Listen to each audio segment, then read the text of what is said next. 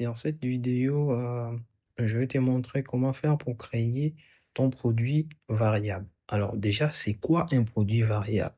En fait, un produit variable, si je viens là pour t'expliquer tout simplement, on va prendre l'exemple d'ici ces produits. Un produit variable, c'est un produit qui peut avoir plusieurs tailles, plusieurs dimensions, et voilà. Imaginons pas. Alors, prenons l'exemple c'est que ces produits, ces baskets. On voit bien ces baskets à plusieurs tailles, à plusieurs couleurs. Donc, c'est ça qu'on appelle produit variable. Voilà, donc les clients peuvent choisir la taille, les clients peuvent choisir la couleur aussi. Voilà. Donc, c'est ça qu'on appelle produit variable. Donc, un produit variable peut avoir plusieurs tailles, peut avoir plusieurs dimensions, et ou sinon, il peut aussi avoir tout simplement plusieurs tailles ou tout simplement plusieurs couleurs ou les deux mélangés, comme les cas c'est que c'est produit. Voilà. Et on va voir maintenant comment faire pour créer ce type de produit. Donc, si je viens là sur cette icône pour se connecter sur mon tableau de bord vendeur, donc je viens sur gérant des magasins, produit, ajouter un nouveau produit. Alors, je vais sélectionner produit variable. Je vais mettre les titres de mon produit. Donc, pour moi, ce sera chemise pour homme. Et ensuite, je vais choisir l'image principale pour mon produit. Donc, voilà, mon image est là. Et après, je vais rajouter les images qui accompagnent mon produit.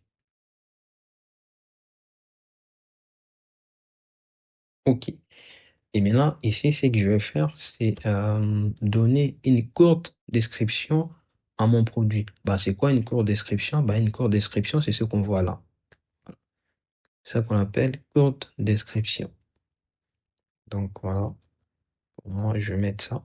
Mais pour toi, dans ton cas, il faut vraiment mettre une courte description qui corresponde à ton produit. Et ici, je vais mettre une description donc pour bien détailler mon produit, que ce soit qualité, matériaux, tout ce que vous voulez, hein, tout ça. Alors, pour voir la description, voilà, dans ce qu'on appelle description. Donc, toutes les informations qui concernent ton produit, bah, c'est ça qu'il faut mettre. C'est ça qu'il faut mettre par là, dans cette section-là, description. Voilà. Et après, maintenant, comme c'est une chemise, pardon, une chemise pour homme, il faut maintenant que je choisisse une catégorie pour les mettre.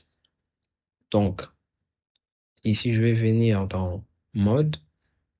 Je descends pour chercher la sous-catégorie homme.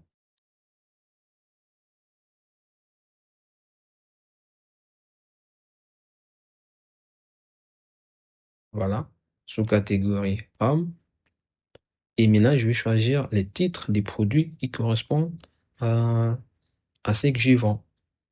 Donc là, si je descends bien, je descends encore. Ah, voilà, j'ai là, chemise, homme, voilà, c'est bon. Et ici, c'est pour les marques. Donc, si tu as une marque, par exemple Zara ou je sais pas moi, Nokia, Lenovo, tu vas cocher ici pour mon cas. Je n'en ai pas et puis c'est pas aussi obligatoire de le mettre. Alors, pour la partie inventaire, donc, comme c'est un produit variable, ici, cette partie, on va pas s'en occuper ici. Donc, on va juste venir dans la partie livraison. On va mettre les poids de notre produit. Pour moi, donc, c'est 1 kilo. Je vais mettre 1 kilo. Je vais mettre sa longueur, sa largeur et sa hauteur. Voilà. Pour la classe de livraison, ça, on verra ça plus tard. Mais par contre, pour les délais de traitement, ça, tu peux choisir, tu peux sélectionner ton délai de traitement. Les délais de traitement, en fait, c'est les délais que toi, tu auras besoin pour préparer les produits, préparer la commande et puis pour les livrer au client. Si c'est entre 1 et 2 jours, ou c'est 1 et 3 jours, ou 3 et 5 jours, ou entre une semaine et 2 semaines, bah, enfin, selon tes modalités que tu auras défini, bah, c'est ça qu'il faudra choisir. Alors, pourquoi c'est important d'indiquer ces délais de traitement? Parce que les clients, si on rentre sur notre exemple de ces baskets, les clients, lui, quand il va se connecter pour acheter ton produit, il verra, voilà, il verra la durée des traitements, enfin, les délais de traitement pour qu'il puisse recevoir son produit. Donc, c'est-à-dire ici, les clients aura son produit entre une semaine et des semaines. Et là, le client va être à l'aise parce qu'il sait déjà qu'il a été indiqué qu'il pourra avoir son colis dans une ou des semaines. Et voilà. Ensuite, on continue. Alors, pour ce qui est des attributs, sur notre produit, si on revient sur l'exemple de notre basket, on voit bien qu'on a des variations. Eh ben, ces des variations, c'est ce qu'on appelle les attributs. Donc, on a un attribut pour la taille et un attribut pour la couleur. Et c'est ce qu'on va configurer ici. Donc, on va venir sur ajouter un attribut que je vais appeler taille.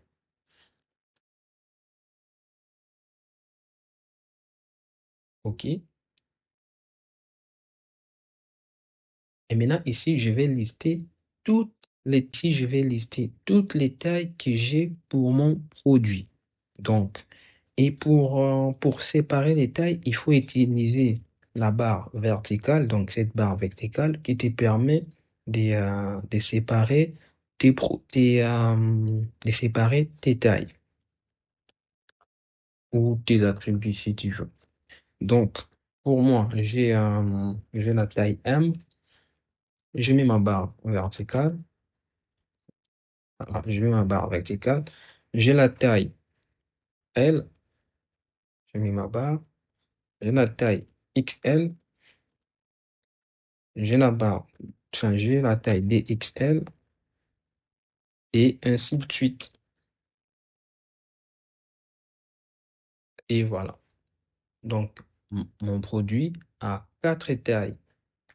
Et voilà, donc je les ai séparés par une barre verticale donc, pour les séparer. Et une fois fini, il faut bien s'assurer que c'est bon. La partie active est à cocher. Visible, c'est la page des produits à cocher également. Utiliser comme variation à cocher. Et maintenant là, je vais ajouter un autre attribut pour la couleur.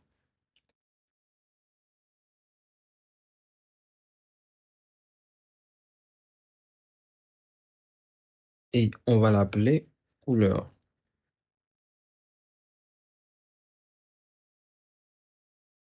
Et on va faire la même chose comme on avait fait avec la partie taille. Donc ici, je vais le renommer. Là, j'ai la couleur noire. J'ai mis ma barre verticale. J'ai la couleur kaki.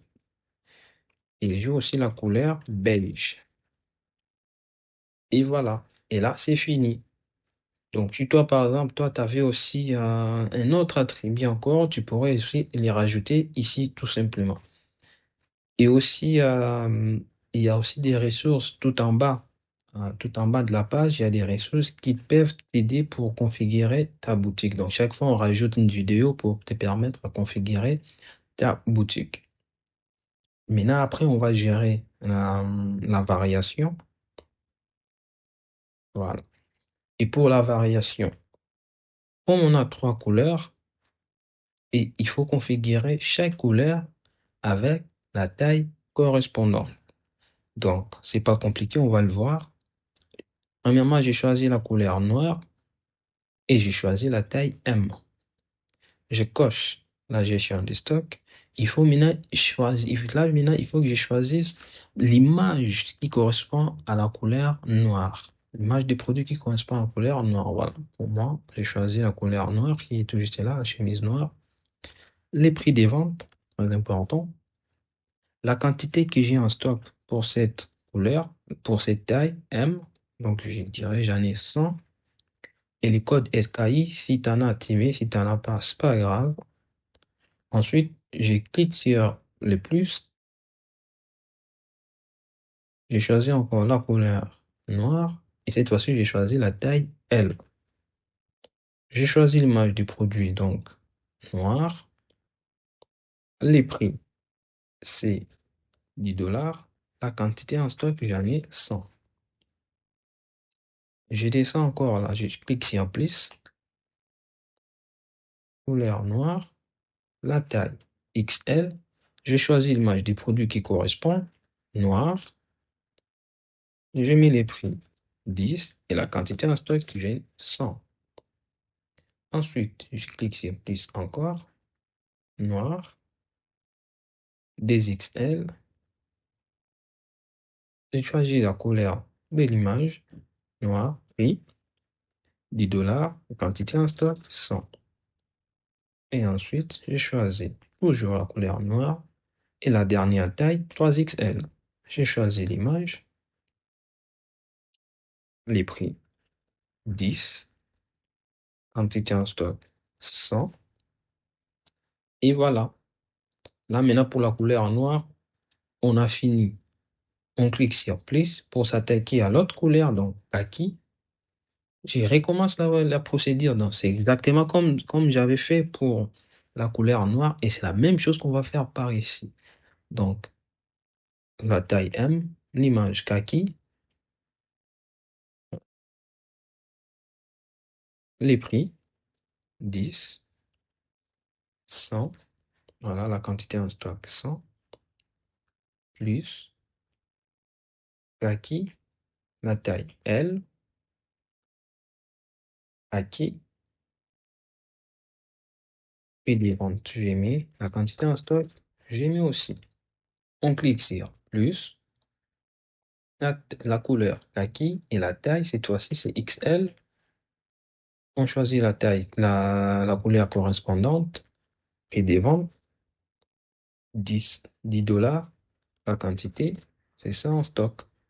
On choisit plus, kaki, XL, l'image correspondante, les prix, la quantité en stock. On va sur plus, kaki, 3XL, l'image correspondante, on sélectionne les prix 10, quantité en stock, j'en ai 100. Et on attaque la dernière couleur, donc beige, la taille M, l'image. Voilà, on prend l'image, on sélectionne les prix, c'est, pardon, $10. La quantité en stock que j'ai mis. Et on reprend la procédure pour toutes les autres tailles restantes. Donc, c'est pas compliqué, il suffit juste de reprendre la procédure encore et encore. Voilà, on clique sur plus, beige, taille XL. Voilà, choisis l'image, on met les prix, on met la quantité. Aquí, c'est bon.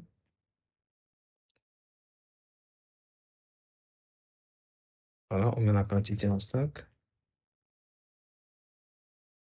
Voilà, beige, ok. La dernière taille, on clique sur l'image et quantité en stock 100. Et voilà, c'est fini. Là, maintenant, ce qu'il faut faire, on va maintenant publier notre produit. Donc, je viens sur soumettre et je publie. Et pour les voir, on va aller les voir. Et voilà, notre produit qui est tout juste. Et voilà, on voit bien notre produit qui est tout juste là. Donc, les produits est vendu à $10. Le nom de notre boutique qui est tout juste là. Le titre des produits qui est là et la catégorie des produits qui est juste là. Donc, chemise homme. Si on clique sur les produits, on voit bien qu'on a les titres des produits, les noms de notre boutique, les prix de produits, la courte description qu'on avait fait et nos deux variations. Donc, à savoir la variation taille et la variation couleur. Et voilà. Ici, le client pourra acheter facilement, voilà, soit ajouter au panier ou acheter directement et ajouter la quantité si le client en a besoin. Et aussi, tu te rappelles de la durée de traitement de commande qu'on avait sélectionné, bah voilà, c'est ça. Donc, les produits, c'est qu'en achetant cet article, il va les recevoir entre 1 et 2 semaines. Ça, c'est pour mon cas, j'avais mis une ou deux semaines. Toi, peut-être pour ton cas, ça sera dans un jour ou dans 3 jours. Et voilà, c'est comme ça. Et aussi, les clients peuvent te poser la question, voilà, s'il veut en savoir beaucoup plus sur les produits, peut-être comment faire pour recevoir son produit. Voilà, les clients peuvent te contacter ici directement. Et ensuite, ici, on a les moyens de paiement. Paiement par mobile money, PayPal, carte bancaire. Et aussi, les clients, enfin, aussi, on a des liens, enfin, des réseaux sociaux pour partager les produits. Voilà, dans tes réseaux sociaux. Ici, on a la description du produit. Donc, normalement, on devait avoir la description du produit. On va voir qu'est-ce qui s'est passé. Allez, on va essayer de soumettre. OK.